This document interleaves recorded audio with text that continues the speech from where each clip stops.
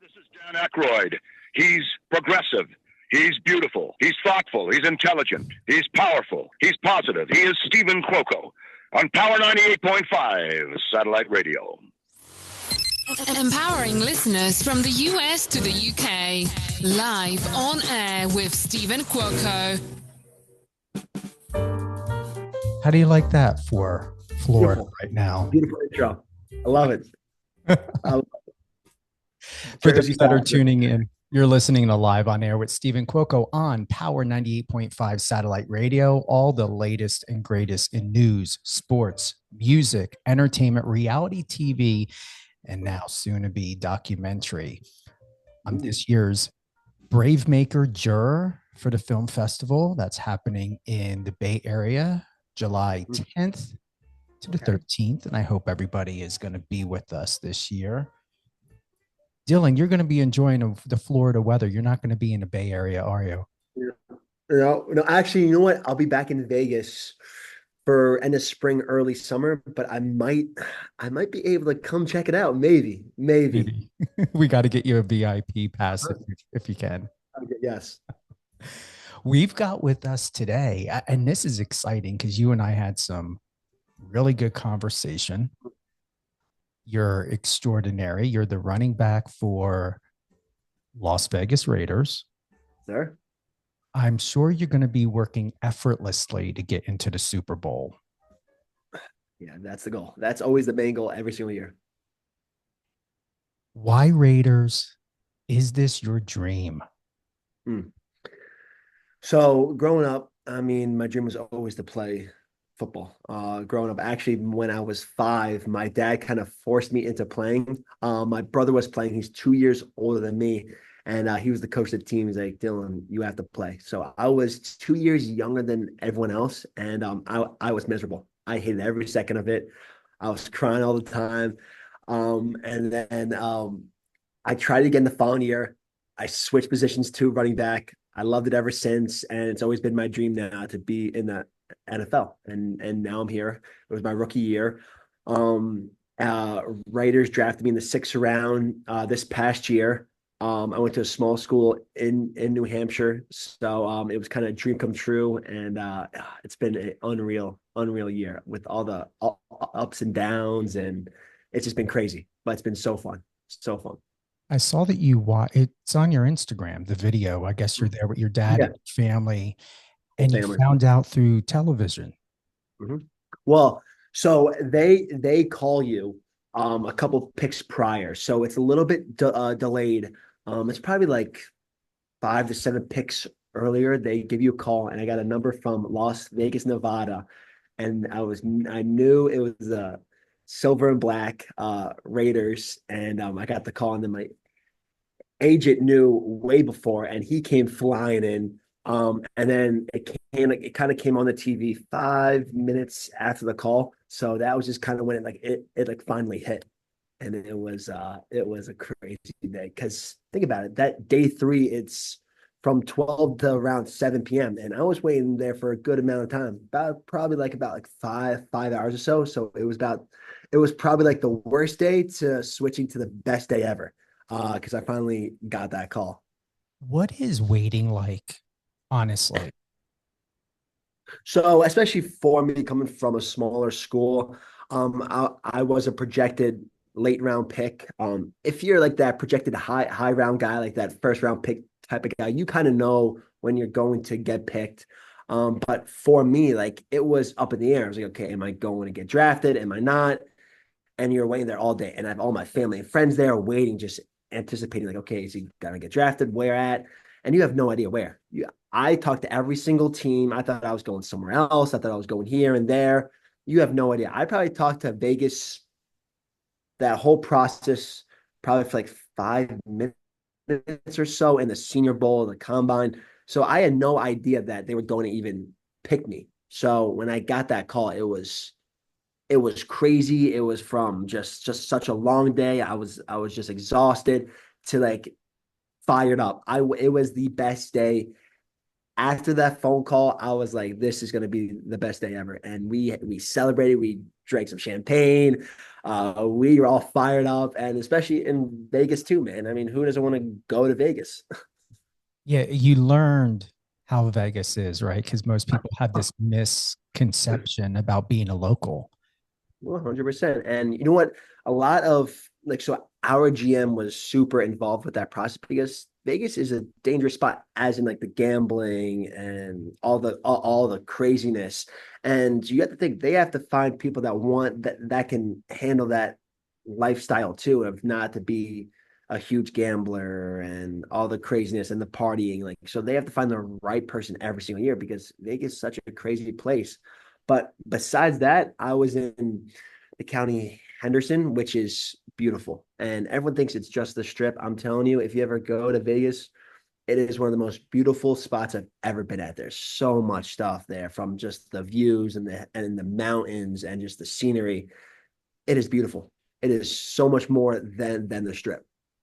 Have you been to Boca Park or Tivoli Village in Summerlin? No. So I've been to Summerlin a bunch, Yeah. really more to pick up my friends and stuff like that. But I haven't been much in Summerlin to like kind of like check it out and stuff like that. No, why? Because I Is it lived in beautiful? Vegas for almost 8 years. Oh Tivoli yeah. Village, Okay. a diamond. People, even locals and people that go there, don't know about Tivoli Village. Now it's over. So if you're up on a Flamingo Yep. Uh-huh. and you have Boca Park to the right, there's a car wash to your left if you're driving up from the strip. Yeah. Okay. And then there's a mini mall across the street. Well, if you make Yeah, I'll get them all. that right, what road is that? You make a right from Flamingo over to where Boca Park is, just down a little ways. There's a big, huge condo complex to the left. Tivoli Village is to the right. Okay, yep. It has a humongous water fountain with horses in it. Beautiful. Some of the best restaurants and cafe in there, and you have to try it. I'm gonna go 100%. So I'm back in probably like a month. I'm 100% going. 100%. I'm in. Yeah, That sounds remember awesome. Tivoli Village. Yeah, I'm gonna write that down quick, actually, just so I don't forget. You know what I mean? Yep, Tivoli Village. All of the stone, just so you know, because a lot of people know that things in Vegas are plaster and not completely real. But Tivoli Village, all the stone was imported from Italy. Stop. Really? Okay, yeah. I'm fired up now to see that. It's a mega multi-million dollar property. Is it new, or is it been there Oh, for like a while? oh, it's been there. I was there for almost 8 years. It's had to been there for over 10 years. Okay, cool. All But right, cool. most people don't know it. It is No, I had no idea. extraordinary. All right, cool.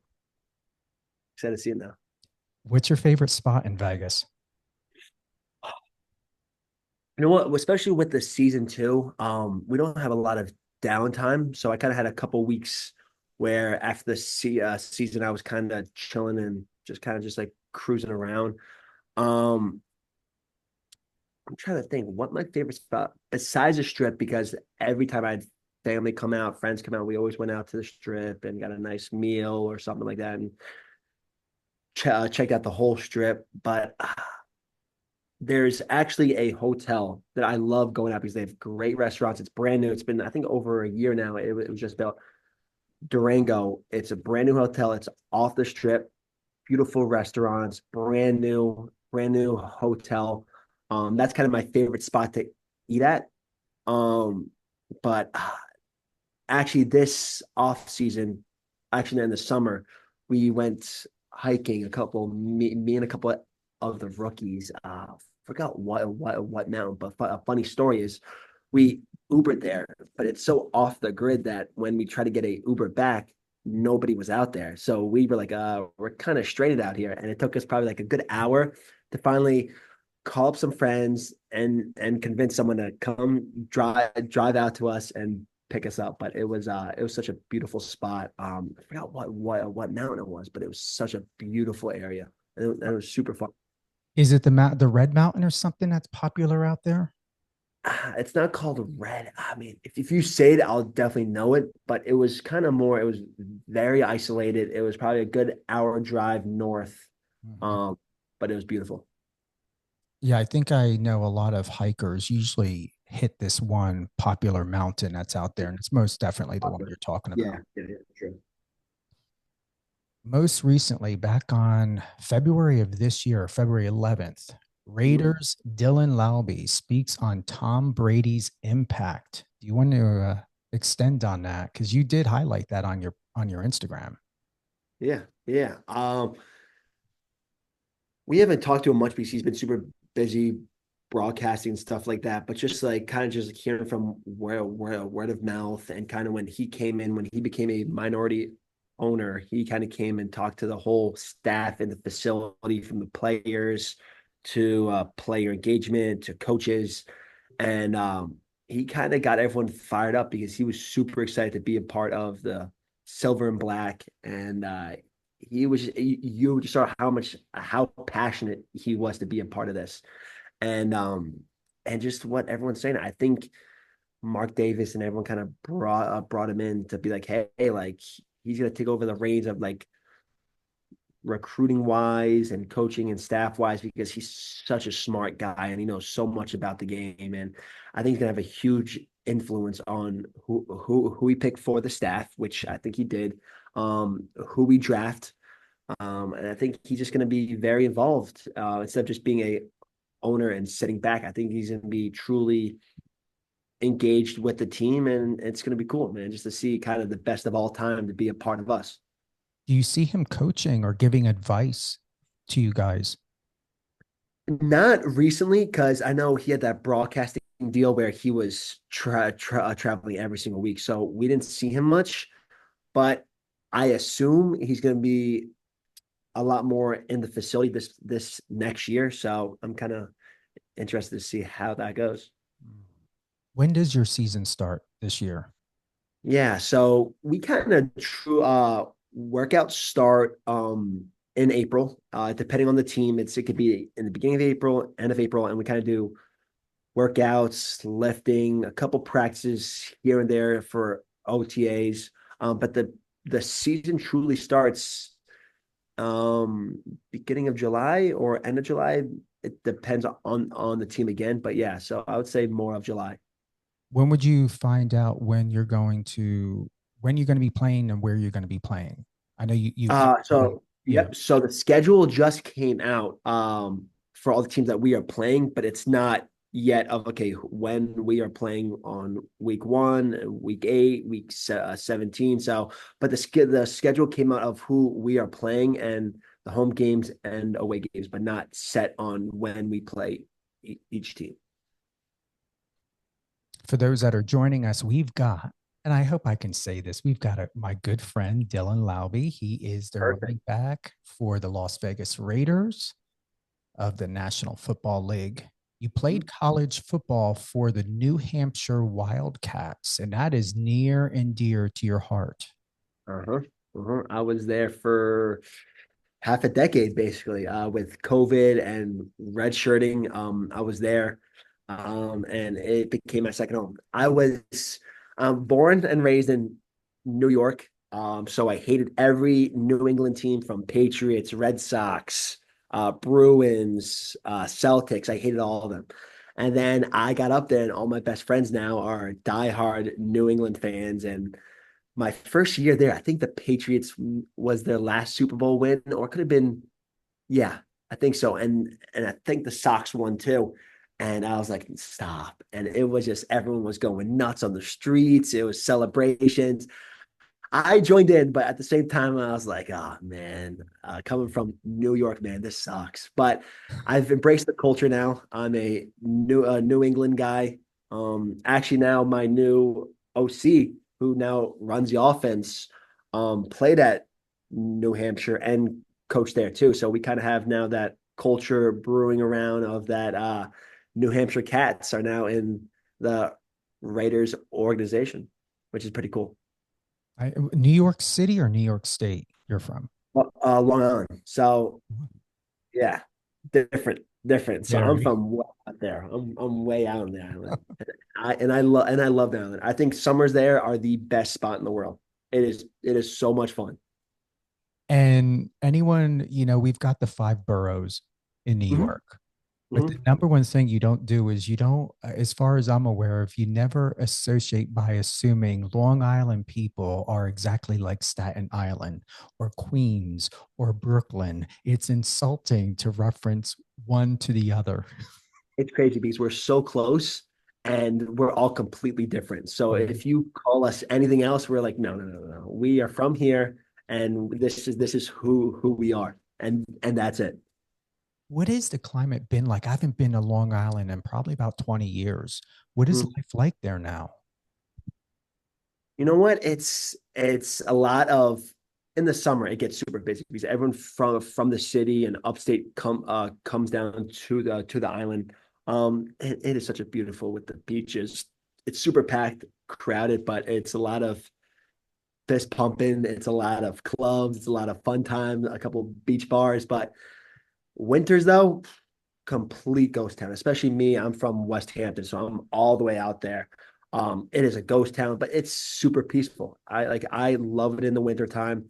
But I haven't been back in a while, and I actually visited Boston a couple of weeks ago, and it was so cold. So I've been in Vegas and Florida for the past year and a half now, and it is freezing in Boston. I'm like, why did I ever come back here? Because it is so cold, and I'm like, this is miserable. It was like 15 degrees out and windy as hell. So it was miserable, but it was still a great time. All right. So you got Vegas, you got Florida. Do you prefer the dry heat or do you like the humidity? Oof, that is a great question. I think the dry heat, even though it gets hotter in Vegas, it gets to like 120, and it is hot. I don't care what anyone says, it is very hot. But that dry heat, like I don't feel as disgusting when I walk in a building or facility or I walk outside because in Florida, dude, you walk in any facility or place on a hot day, you are sweating immediately. While in Vegas, you walk in a place, it is still hot. You are not sweating as much, but you can still feel that heat. Deuce, if you've got a question for those that are tuning in, we've got Dylan Laube with us here today, live on Power 98.5 satellite radio, live on air with Stephen Cuoco. If you have a question, he's the running back for the Las Vegas Raiders. Let me know. Come on up if you got a Good. question at all. And I actually do have something planned for you. Do I, it. Okay. I Oh no. interviewed film director. Um, oh my God, don't even get me. He was just on my Oh no. radio show. I gotta say his name correctly. Hold on. Good. I, Good. I don't want to chop it up. Okay. So it's Rucher Kokarni. Okay. He was proud of me that I got it correct to the best of Perfect. my ability. Tough So name. he's an incredible film director. He's out of Los Angeles and he's got a question for you. Okay. You Oh ready? God. Oh no, I'm interested now. Hi Dylan, this is Ruchir Kulkarni. The question I have for you is if you weren't a professional NFL player, what career or passion would you pursue? Wow. Wow, that's a great question. Um, I've been asked that a bunch, like, hey, like, what's your like plan B a bunch? And I really never had a plan B. It was always one goal, NFL. That was always my main goal. But to see myself somewhere else, I could see myself in film or um comedy because I just love bringing happiness to other people and just showing so much emotion too. And it's funny too, because like this year for the Raiders too, I had to for the rookie initiation, I had to sing in front of the whole team. I had to do I had to impersonate our best player, Max Crosby, live in front of a whole audience on a beach. I had to dance, which actually went viral too, in front of the whole team. twice actually. So, and I killed every single one. I don't care what you say. You can ask anybody on my team. I killed all four things, and it was unbelievable. And I don't know. I just like making people laugh and smile, and just like it is so much fun, and it's a challenge too, because it's like, okay, like you're standing in front of all these people too, and they're watching you too. If they don't laugh, they don't enjoy it, it's just a little bit weird. But I love the challenge, and that's kind of where I see myself if I wasn't in the NFL. I can see you dropping it like it's hot and picking it up like it's on sale. Oh, I definitely was. I definitely was. You know what? After this, I'll send you the video because it was unreal. And I had no idea it was being recorded too, but I was breaking it down. I was doing everything possible, and everyone was going nuts. The whole team was going nuts. It was on a Friday. It was like a hot day out too, so everyone was like throwing water up in the air. It was so funny. I believe you're someone, Dylan, that should never, never be underestimated. Appreciate that. Yeah. Appreciate that. Yeah, 100%. I mean, that's kind of always been my thing. I've always had that chip on my shoulder. Even like growing up too in a small town, only had one offer coming out of high school too. Being super under recruited. Even in the NFL too, man, I was doubted as well. So it's just been that same thing, and it's you know what, it's been fun because I love doubting. I love the doubters. I love proving everyone wrong. I don't care what you say. That's the best feeling of all time, is just setting that goal and completing that goal, and now making a new goal every single year and just completing it every single year. It's a fun challenge. Has it ever been your kryptonite where it's ever worked against you? Yeah, 100%. Because I think personally, I think sometimes I doubt myself. I think if you ask any athlete, they doubt themselves at times and kind of overthink. Because I'm a huge overthinker. Because I want to be perfect in all aspects. I'm always trying to get better. I'm always working my butt off nonstop, nonstop. And I think that challenge of, okay, like giving yourself that hope and that kind of reassurance that, hey, like you are a great player. Just keep it going. Instead of just being, hey, like you can always get better, because of course you can. At the same time, that negative self-doubt of like, okay, like I have to prove to everyone that I'm great, I'm great, I'm great. Instead of just being, hey, like you've proved everything so far. Just keep on doing what you do and just be happy. But also at the same time, it's tough because you got that balance too of greatness and trying to be better every single day. So I think at times it definitely hurt me as well, because once again, man, that self doubt and that reassurance is kind of that crazy feeling of if you want to be great or not. Has it weeded out those that are really not emotionally and mentally strong enough for this sport? Yes. I think it gets more in depth as you go on in your career, from middle school, high school, varsity to college, now to NFL. I think it gets more and more intense. And I think it weeds out the weak minded a bunch, especially in the NFL too. Like there's so many ups and downs, and it's also a business too. And if you're not on top of your game every single day, man, it just kills you inside. And I think those, if you're not mentally strong in this game, you will never last, because once again, everyone in the league is physically gifted, so that will never change. But the ones that are mentally strong and can kind of persevere is the ones that are going to last and be great in this game. So I'm looking upon the sophistication and the depth of your profession. Yes.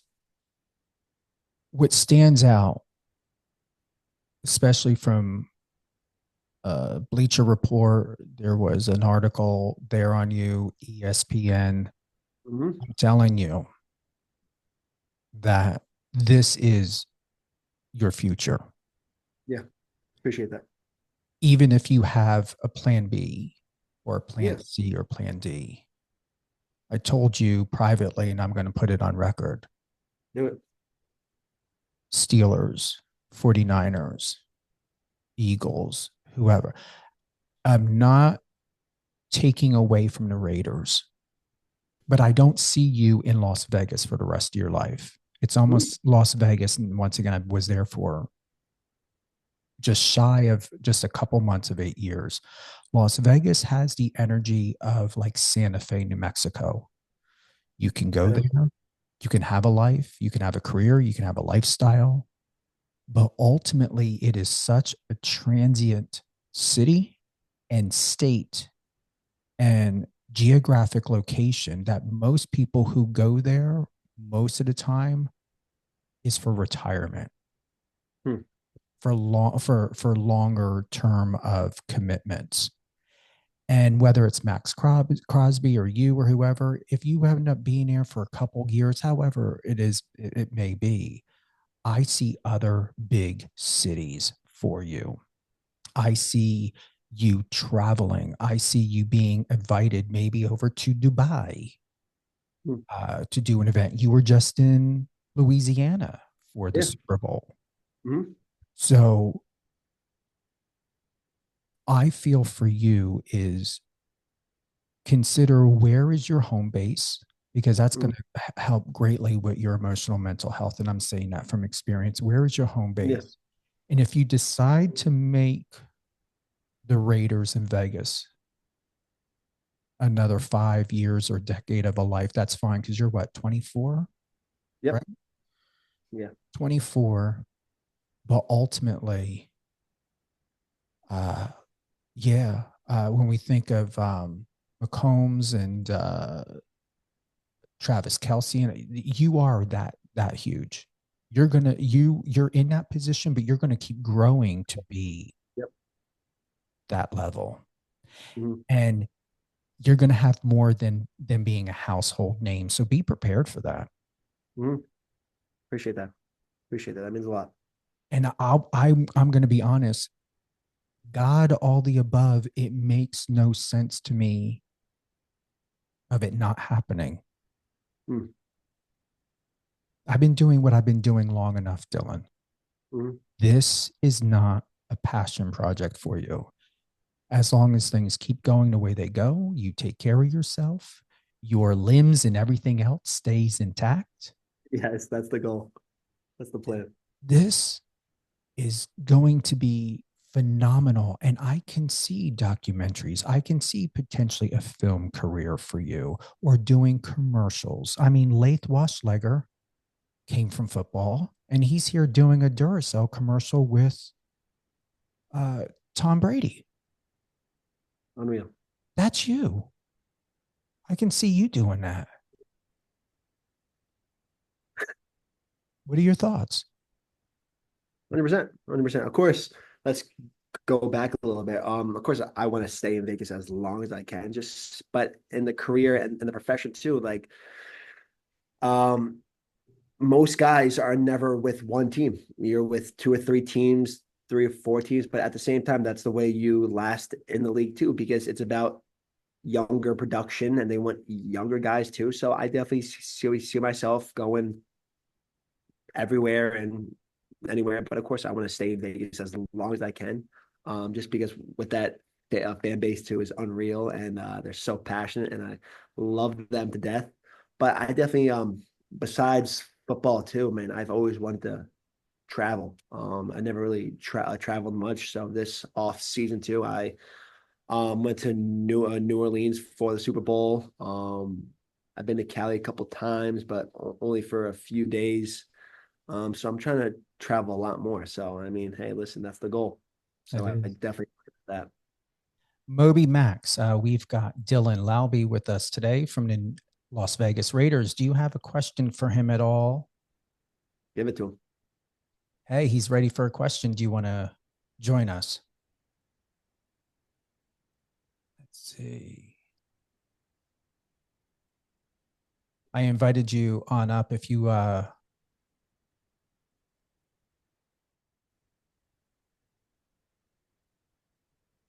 we'll see. Let's see here.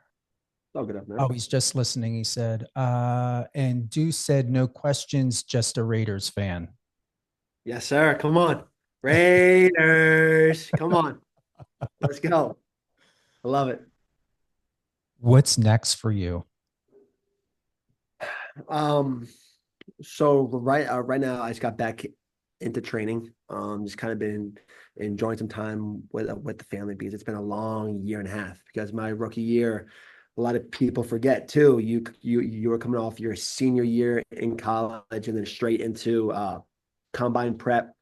I went to the Senior Bowl, combine, then straight into OTAs, and then the season. So it's been a long year and a half, man. I kind of haven't had that rest yet. So I'm spending time with the family back here in Florida.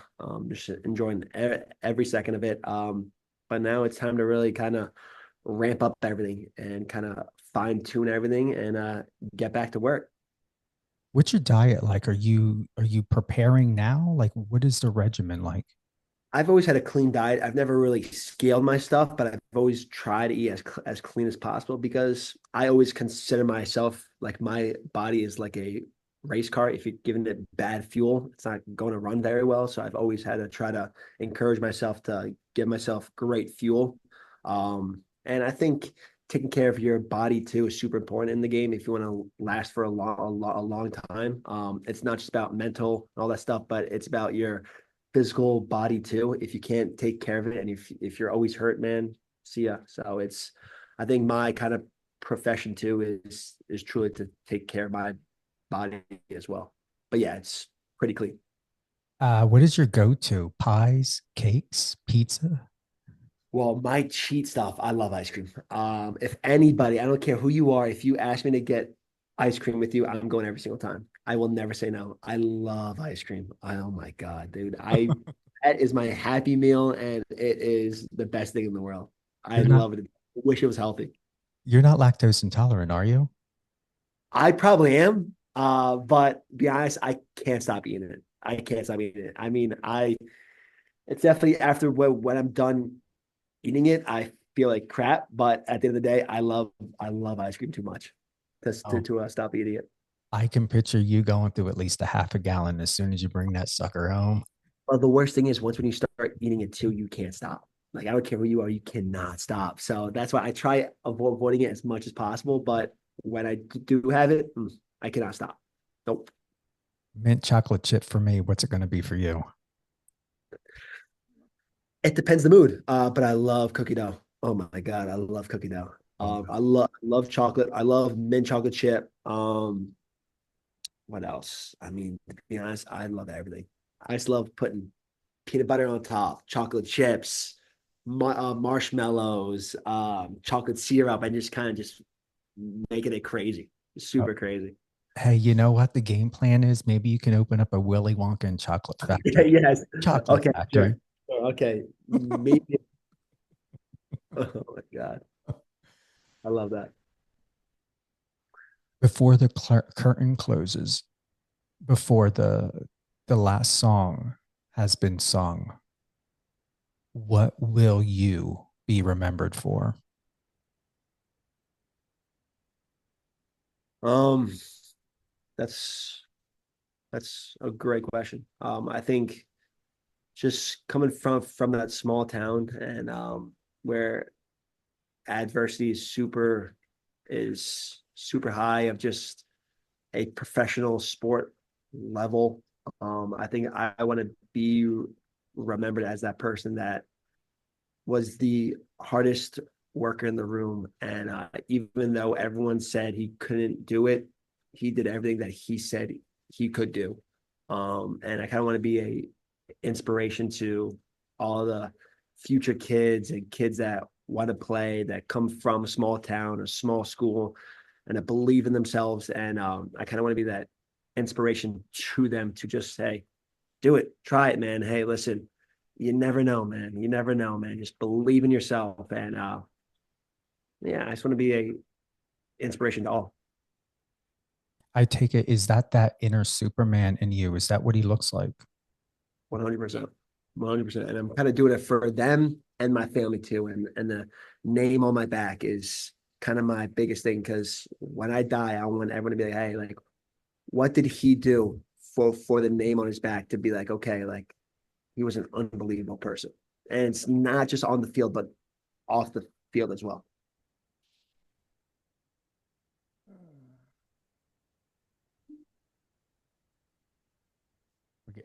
Is it happening? Oh, no, that's not it. Hold on.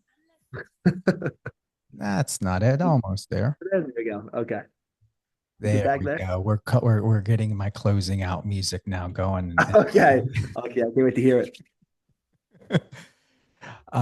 Any closing thoughts, Dylan? No, I appreciate it. We've talked for what?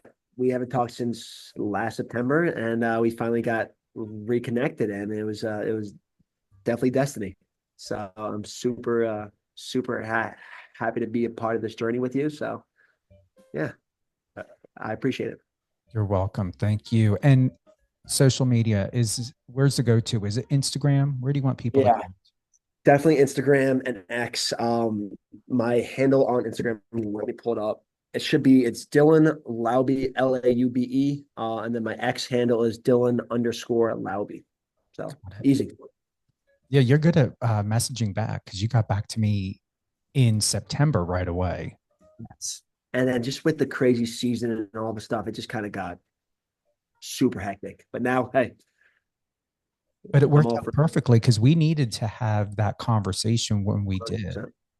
100%. And mentally and physically, I was just so locked in. Like now I could kind of like decompress and think about what the year and a half has been like. So it's been perfect timing for us. Thank you, Dylan. Thank you. For those that are tuning in, thank you for joining us today on Live on Air with Stephen Cuoco on Power 98.5 Satellite Radio. All great things, Power 98.5. Tune in on Alexa, download the app. We're also available on Apple Music, and you can go to power985.com to catch the latest and greatest in news, sports, entertainment, reality TV, and more. Also, if you want to hear this interview again, you can definitely check the Power 98.5 schedule by going to the app or the website. And if you want to share it with your friends, show your love, head on over to Dylan's Instagram, all over. Drop that one more time. Dylan Laube, Laube. And then on X, it's Dylan_Laube. And check out Live on Air with Stephen Cuoco on any one of your favorite podcast platforms, Amazon Music, iHeartRadio, Spotify, Apple Podcast, and more. Thank you for joining us today. Oh, yeah. But keep in mind, we are a radio show, just happen to be on a podcast platform. Yes. Thank you again, everyone, and have an awesome day.